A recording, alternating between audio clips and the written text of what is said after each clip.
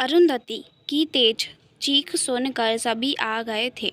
घर के नौकर ने उस पुतले को नीचे उतारा, पर यह साफ नहीं हुआ कि किसने अरुंधति को डराने के लिए ऐसा मजाक किया। उस रात रानी माँ ने अरुंधति को अपने साथ सुलाया। मृणाल भी देर रात तक ऐसा करने वाले के बारे में ही सोचता रहा।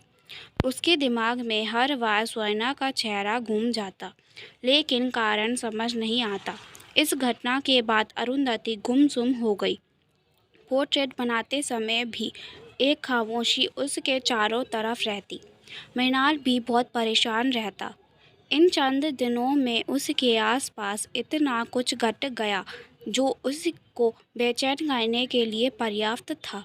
लेकिन अरुंधति की चुप्पी से मृणाल अपनी परेशानी भी भूल गया।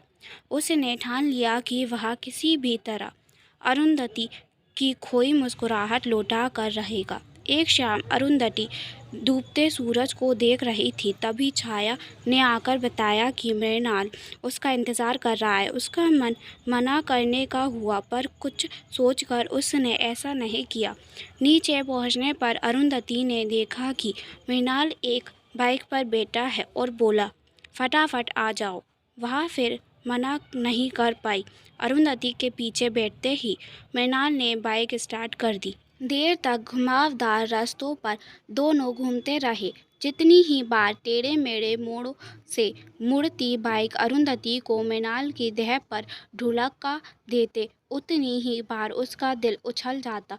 क्या जानबूझकर ही मृणाल उसे ऐसे छेड़ रहा है? और ऐसा है भी तो अच्छा है। थोड़ी देर बाद मृणाल ने एक जगह बाइक रोक दी। अरुंधति ने पूछा, यहाँ कहाँ रोक दिया? तुम चलो तो। मृणाल एक जगह पहुंचकर रुक गया। अरुंधति ने उस तरफ देखा तो देखती रह गई। पेड़ों के झुरमुट से बनी गुफा तारों भरे आकाश के नीचे बैठी, मानो उन्हीं की राह देख रही है। जमीन पर सफ़ेद फूलों की चादर बिछी हुई थी। मृणाल बोला, चलो आज यहाँ लेट कर तारे गिनते हैं। क्या? अरुंधति को आगे न बढ़ते देखकर मृणाल बोला, अरे सोच क्या रही हो? चलो ना, कहो तो गोद में उठा कर ले चलूं। अरुंधति ने मृणाल की तरफ देखा तो यह बात समझने में उसे देर ना लगी कि इस समय यह लड़का कुछ भी कर सकता है। इससे पहले कि वह कोई शरारत करता, वह खुद चल पड़ी। अरुंधति को मृणाल का साथ अच्छा लगने लगा था, पर जैसे भी हो वह मृणाल को यह बात पता लगने नहीं दे सकती है। क्या करना है यहाँ आकर? अंधेरा होने को है, घर चलते हैं ना। मृणाल इस बात के जवाब में फूलों की बिछी चादर पर लेटता हुआ बोला, यह करना है। अरुंधति का उसकी बच्चों सी चंचलता देखकर मुस्कुरा दी, फिर बिना कुछ बोले उसके पास आकर लेट गई। कुछ देर तक दोनों खामोशी से तारों को देखते रहे। वह बोला, समय बीतते बीतते हमारे अंदर से कुछ ले जाता है, पर खाली जगह को यादों से नहीं, नई कहानियों से भरते हैं, क्योंकि हमें बीते समय में नहीं, आज में जीना है।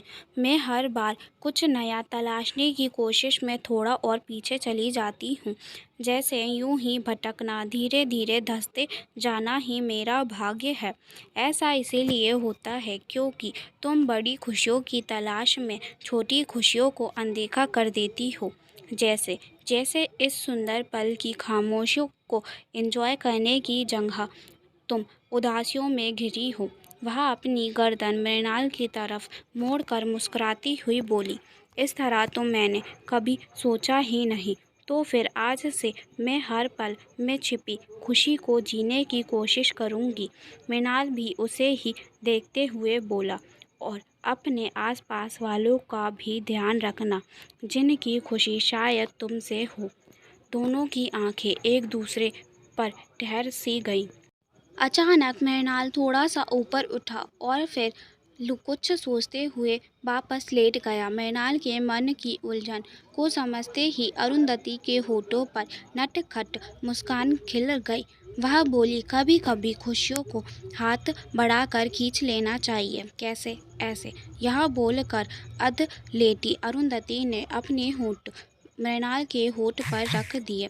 वह सब कुछ इतना जल्दी हुआ कि मृणाल कुछ समझ ही नहीं पाया। वैसे भी वह पल समझने का नहीं, जीने का था। ठीक उसी समय कुछ लोगों के पैरों की आवाज़ सुनाई पड़ी। दोनों ही संभल कर बैठ गए। मृणाल के ने होठों पर उंगली रख कर अरुंधति को चुप रहने को कहा।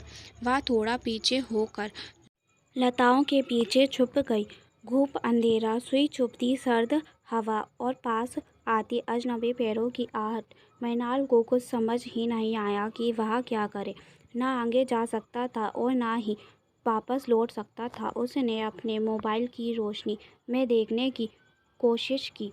उसे लगा शायद कोई पहचान का हो। तभी उसके पीछे कदमों की तेज आहट हुई। मृणाल पलटा। हड़बड़ाहट में उसका मोबाइल छूट कर जमीन पर जा गिरा। मृणाल ने छुपी हुई अरुंधति को देखना चाहा, पर वह वहाँ नहीं थी। उसे हाथ में लालटेन लिए कई परछाई नजर आई। वे परछाई मृणाल की तरफ बढ़ रही थी। भगवान और भूत को ना मानने वाले मृणाल के माथे पर पसीने की महीन बूंदें उभर आईं। उसके कान अपने ही दिल की धड़कन को सुन पा रहे थे। उसने अपनी पैंट की जेब से स्विस नाइफ निकाल लिया। थोड़ी राहत मिली तो गले से आवाज़ भी निकली, कौन है वहाँ? उसकी आवाज़ सुनते ही सभी परछाइयाँ एकदम से ठिठक गईं, पर कोई कुछ बोला नहीं। बस जिस परछाई के हाथ में लालटेन थी वह आगे बढ़ी। परछाई अब बिल्कुल पास आ चुकी थी। एकदम एक-एक कदम पीछे हटते हुए अचानक मृणाल ने लालटेन की रोशनी में उस औरत का चेहरा देखा। छोटा कद, गहरी आंखें, झाक सफ़ेद बाल और गोरे चेहरे पर ढेरों झुर्रियाँ। उम्र करीब 80 के आसपास रही होगी। उसने पूछा, कौन हो बाबू? मृणाल कुछ जवाब देता उससे पहले ही पीछे खड़ी परछाइयों में से एक ने कहा, आप तो मृणाल साहब हैं। मृणाल को हैरानी हुई, पर उसने गर्दन हाँ में हिला दी। वह फिर बोली, इतनी रात गए जंगल में क्या कर रहे हो बाबू? इस बात का जवाब भी पीछे से आया। अम्मा, बाबू को घूमने का बहुत शौक है। बाबू को कोई और भी है क्या आपके साथ में? इतना कहते ही कुछ लोगों के हंसने की आवाज़ें भी आईं। मृणाल भी चेहरे को बरशक सामान्य बनाते हुए बोला, अरे नहीं, मैं अकेला ही घूमता हुआ आ गया था, तो यहीं बैठने रहने का इरादा है। उस औरत के बोलने पर मृणाल को एहसास हुआ कि वह अभी तक घुटनों पर ही है, पर तुरंत उठ खड़ा हुआ। उसने मृणाल से पूछा, कहो तो तुम्हारे साथ किसी को भेज दूं?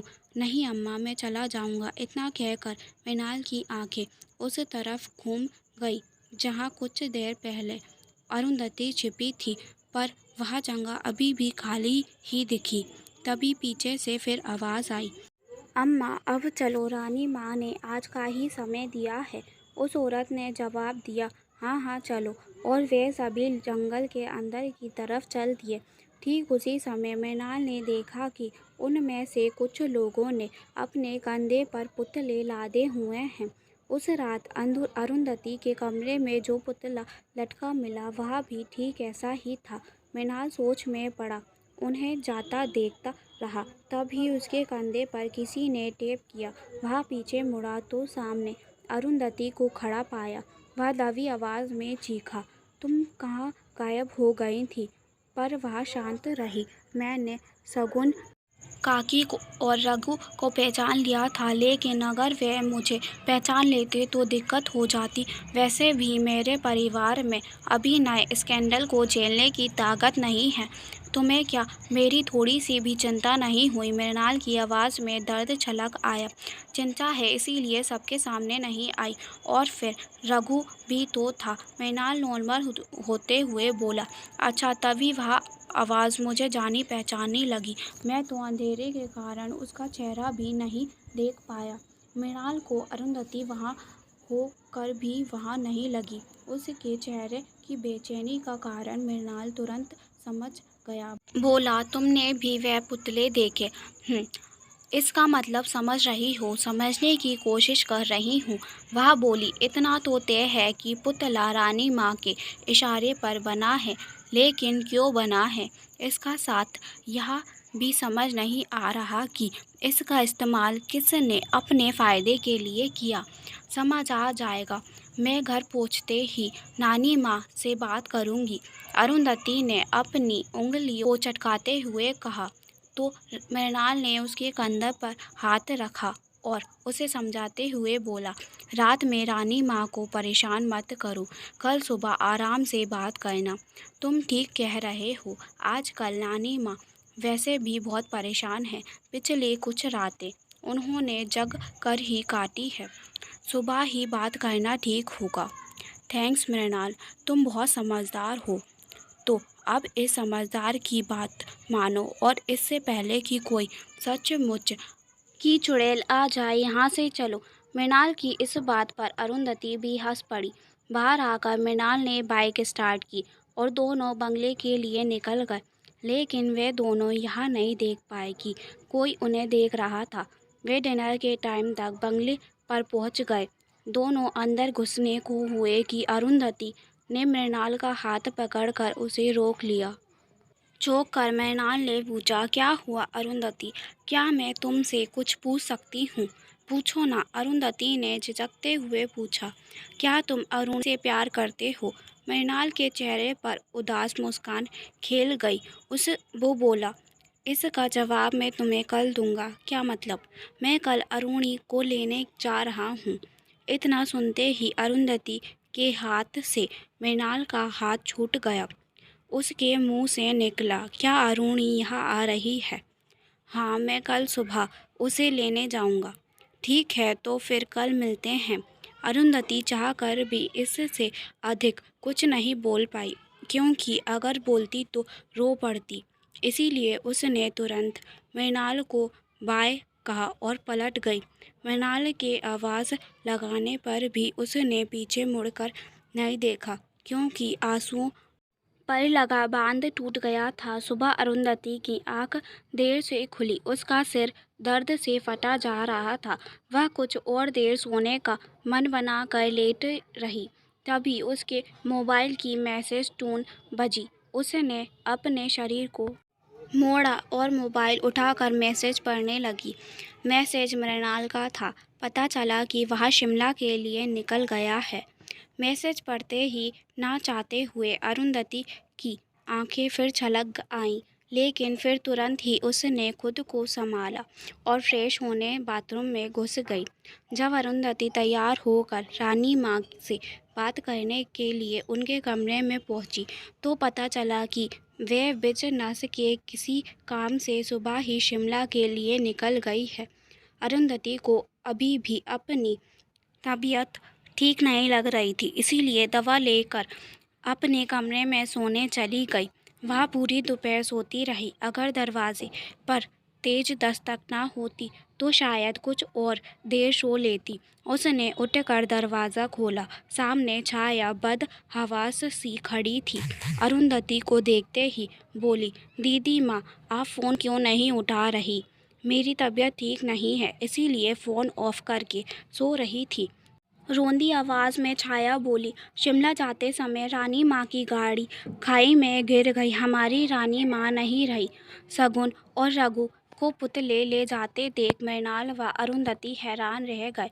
क्या वाकई अरुंधति के कमरे में वह पुतला रानी माँ ने रखवाया था? मगर क्यों? इससे पहले कि अरुंधति रानी माँ से इसका सवाल पूछ पाती, उनकी मौत की खबर ने उस सब को हिलाकर रख दिया। कौन थी अरुणी जिसे लेने मृणाल शिमला चला गया था? इन सवालों के जवाब अगली किस्त में।